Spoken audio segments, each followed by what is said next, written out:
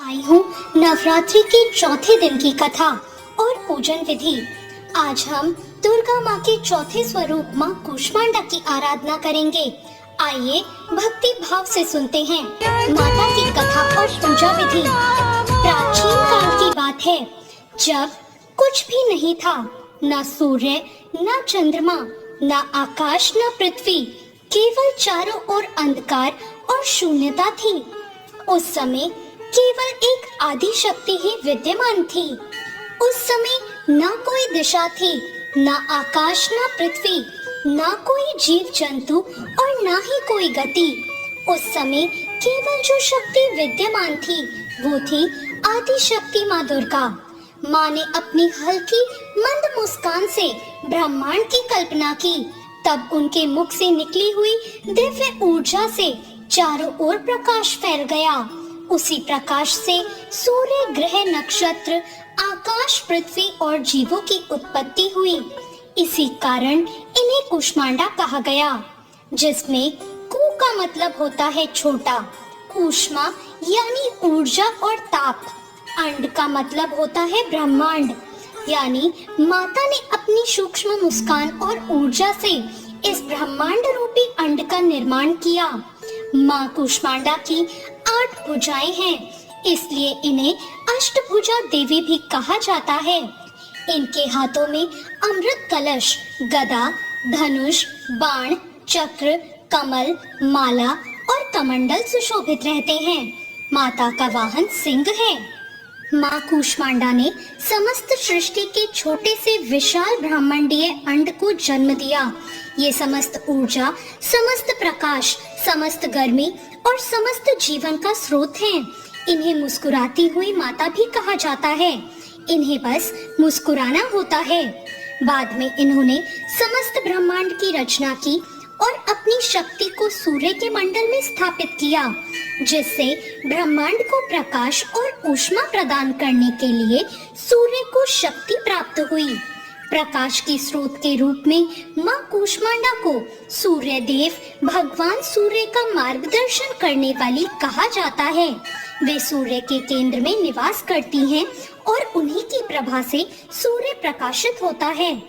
माता की पूजा के लिए नवरात्र के चौथे दिन प्रातःकाल स्नान करके स्वच्छ वस्त्र धारण करें।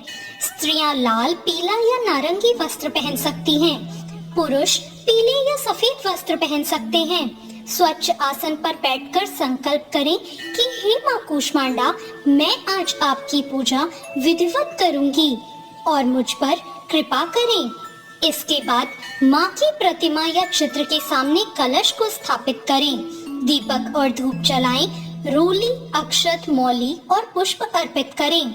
माता को विशेषतः गेंदे या कमल के फूल प्रिय हैं। भोग के लिए माँ को कद्दू, जिसे कुमड़ा कहते हैं, उसे अर्पित करें। दूध से बनी मिठाइयाँ, मालपुए, हलवा, नारियल और गुड़ भी चढ़ाएं। माता के पूजन के लिए इन मंत्रों का जाप करें। माता का बीज मंत्र है ओम ऐं ह्रीं क्लीं चामुंडाय विच्चय और माता का पूजन मंत्र है ओम देवी कूष्मांडाय नमः। इस मंत्र का 108 बार जप करने से विशेष फल मिलता है। इस दिन दान करने का भी विशेष महत्व है। गरीबों को भोजन कराएं, फल, अनाज, वस्त्र और कुमड़े का दान करें। ब्राह्मण, गौ या कन्या को भोजन कराने से माता की कृपा कई गुना बढ़ जाती है। दोस्तों, माँ कूष्मांडा को कुमड़ा चढ़ाया जाता है, जो कि कद्दू होता है। कुमड़ा अंदर से खोखला और हल्का होता है। ये अहंकार रहित हृदय का प्रतीक है। इसमें अनेक बीज होते हैं, जो कि संपन्नता और सृष्टि की वृद्धि का प्रतीक है। इसका उपयोग औषधि में भी होता है। ये स्वास्थ्य और आयु की वृद्धि का प्रतीक है। इसलिए जब भक्त माता को कुमड़ा अर्पित करते हैं तो उसका अर्थ है, हे माँ, जैसे ये कुमड़ा खोखला है, वैसे ही हम भी अपना अहंकार शून्य करके आपको अर्पित कर रहे हैं। हमारी जीवन ऊर्जा आपकी ही देन है। माता को कुमड़ा अर्पित करने से भक्त को स्वास्थ्य, ऐश्वर्य और दीर्घ आयु मिलती है। ये एक भोग प्रसाद है जो सात्विक और शुद्ध रूप से चढ़ाया जाता है। कूष्मांडा माँ की पूजा करने से सभी रोग और भय नष्ट हो जाते हैं, जीवन में सुख समृद्धि और शांति आती है, आत्मिक बल और तेज में वृद्धि होती है, भक्तों का हृदय प्रकाश और ऊर्जा से भर जाता है। ये आध्यात्मिक साधकों के लिए शुद्धि और तपस्या की देवी हैं, जो हमारे सभी कर्मों को शुद्ध करने के लिए ऊष्मा और प्रकाश देती हैं। तो ये थी चौथे नवरात्र की पूजा विधि और कथा। आपको माँ कूष्मांडा की ये कथा कैसी लगी, कमेंट करके जरूर बताएं।